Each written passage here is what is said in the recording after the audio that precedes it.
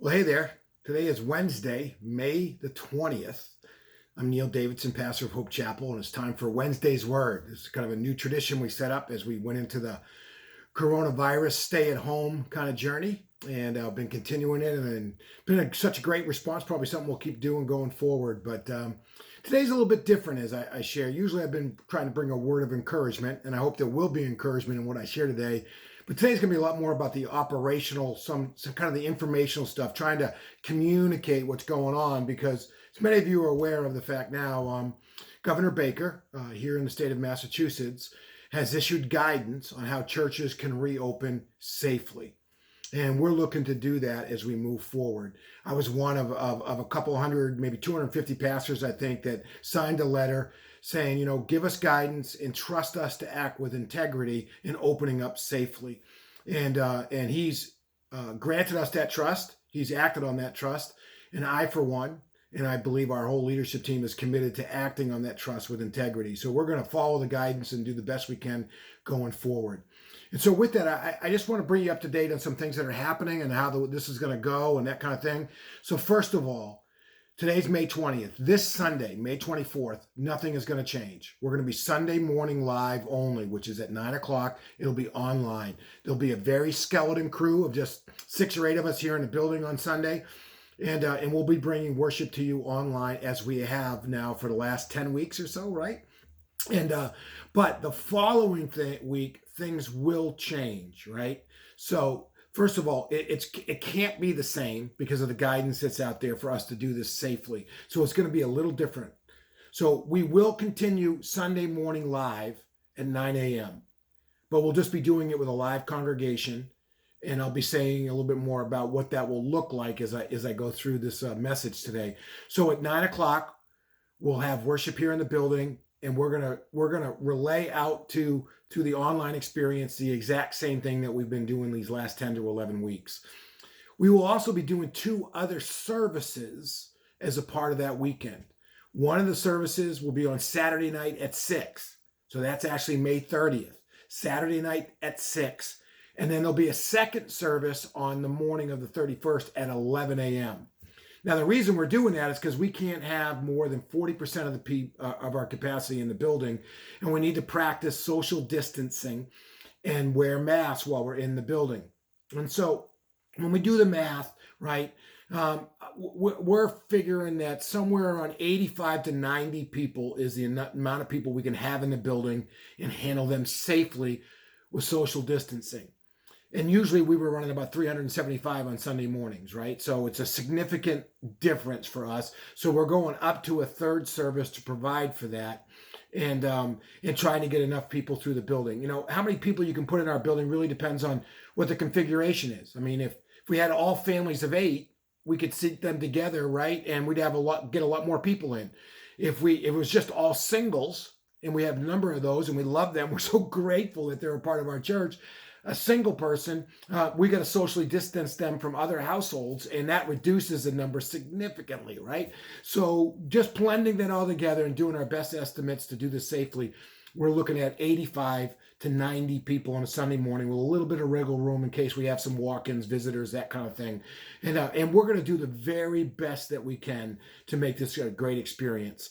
So a couple things I want to say. There's a number who are part of our church family, our brothers and sisters in Christ, that it's just not the right time for them to go back to church, to go out to gathered worship again. We respect that. In fact, we salute that and want to affirm that, right? Some of us are in the high risk category. We got medical issues or our age or a number of different things. One of the things I want to say to you is just stay home. Feel free to stay home. Don't feel the pressure to come. Stay home and just participate in the online worship experience with us on Sunday mornings at 9, or whenever you can view it during the course of the week. The fact that you don't come is not a reflection on your faith or your faithfulness. It's not. It's not like, other people have more faith than me and they're going. That's just not true, right? And there's lots of ways for you to exercise your faith and to be faithful without coming here until the time is right for you medically and otherwise. You can continue to pray, you can continue to study the Bible, you can continue to look around and find people that you can serve, you can continue to give. There's all kinds of things that you can do until it is appropriate for you to rejoin us. Now, for those of you who aren't in those categories and you're considering coming back to church with us, here's what I want to say to you. We expect you to show up in the spirit of loving your neighbor. And what I mean by that is if you're going to come, that means you're going to wear a face mask unless you're a very small child under the age of 5, right? Or even younger than that, depending upon what's appropriate as the guidance is there. And we'll post that up to our website. We expect you to show up and love your neighbor. You'll wear a mask and you'll socially distance. If not, we ask you to love your neighbor enough not to come. If you're not going to wear a mask and you're not going to socially distance, we are asking you to obey Jesus' command to love your neighbor enough not to come until those things are no longer required, right? So we're really asking you to love your neighbor, okay? Now, let me run through a couple logistical things, and we'll roll more of this out in my column. We'll have more out on Sunday morning as we'll do a brief announcement as well in our service on Sunday morning, and we'll have more next Wednesday's word and next week. So there's a number of things that are going to have to change in order for us to do this. It's not going to be the same, right? First of all, you can't just show up when you want to. You need to register. We will have an online registration system active by next Tuesday evening. And every week, Tuesday evening at 6 o'clock, we will energize, if you will, or go live with the signups for Sunday morning, right? And we'll do that on a weekly basis going forward for you to sign up either for Saturday night at 6, Sunday morning at 9, or Sunday morning at 11. Now, some of those things may change depending upon needs. If we need to add a service because we have a lot of people who want to come, we'll figure that out, right? And the times may change. And so you just need to stay tuned. Or if we have a lot of folks who just aren't ready to come back and our numbers are significantly lower, we'll also make some adjustments to make it a little easier on our leadership teams. But you're going to have to sign up. Never had to do that before, right? You're going to have to wait, and we're going to have to bring you in, and we're going to have to seat you in the sanctuary, right? You just can't sit where you want like you always have in the past, and I can't wait till we go back to those moments. Get here early, get the seat you want, whatever. Because if you plop down in the middle of a row and we got to socially distance around you, we may take our capacity from 85 or 90 down to 50. And that's just not a way to serve other people, right? So we're going to have to guide and that kind of thing. We're going to do the best that we can along with that. We're not going to be able to do coffee or serve water, have goodies or any of that kind of stuff, because that's not in the guidance, right? We're not going to be able to fill our lobby with the life that we have between services, right? When it's elbow to elbow and everybody's just enjoying being with, we're not going to be able to do that because we can't socially distance that way, right? There's a lot of different things that are going to be different, right? And so there's going to be a lot of things that people could complain about, be frustrated about, and all those kinds of things. But I got to tell you, I don't expect that to happen because I think hope's better than that. I really do. I think hope is better than that. I know my sense is that hope realizes it's not about us. It's about others. It's not about being served the way I want to be served, but we know it's about serving other people and creating a safe environment where people feel comfortable in coming, given that we're still in the midst of the tail end, if you will, or of this pandemic, at least in the downturn, which is why they're allowing us to do this. So I really expect most of it. I expect our people to be pleasant. I expect our people to be cooperative. I expect our people to be agreeable. I expect our people to say, hey, what can I do? What can I do to help? Do you want me to move? I just expect it to be that way, right? I really do, because I expect the best out of Hope Chapel. Right? Out of the people who make up this church family, because it's what I've witnessed for the last 18 plus years. So, I want to thank you in advance for the way you're going to handle yourselves as you show up, right? You may have to wait outside for a few minutes while we get you in, right? So here are some of the things we've got to do, right? Between 9 and 11 on a Sunday morning, we've got to totally disinfect the building. All the parts that we're using.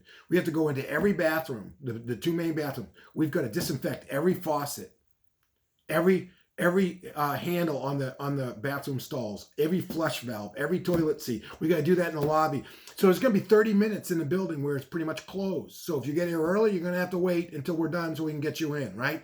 But I expect all of that to go great, right? I don't think it's going to be a whole lot of fun if it's raining out, but I expect it all to go great. And I just want to thank you in advance, right?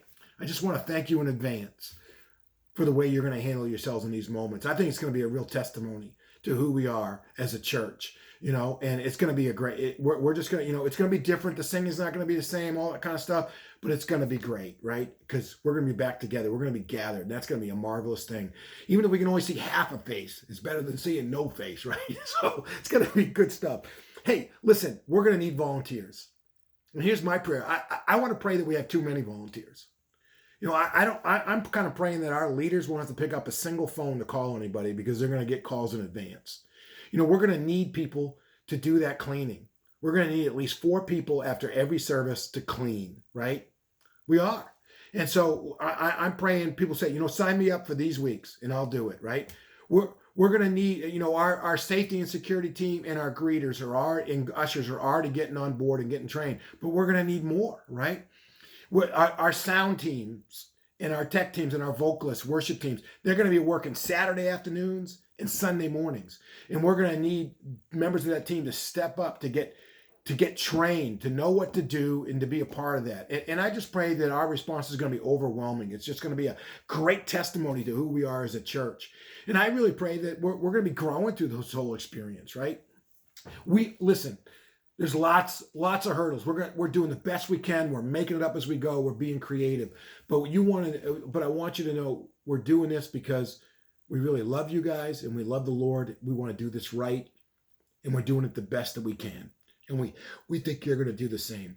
So, really, I want to challenge you, stay connected, read through the columns, listen to the Wednesday's word.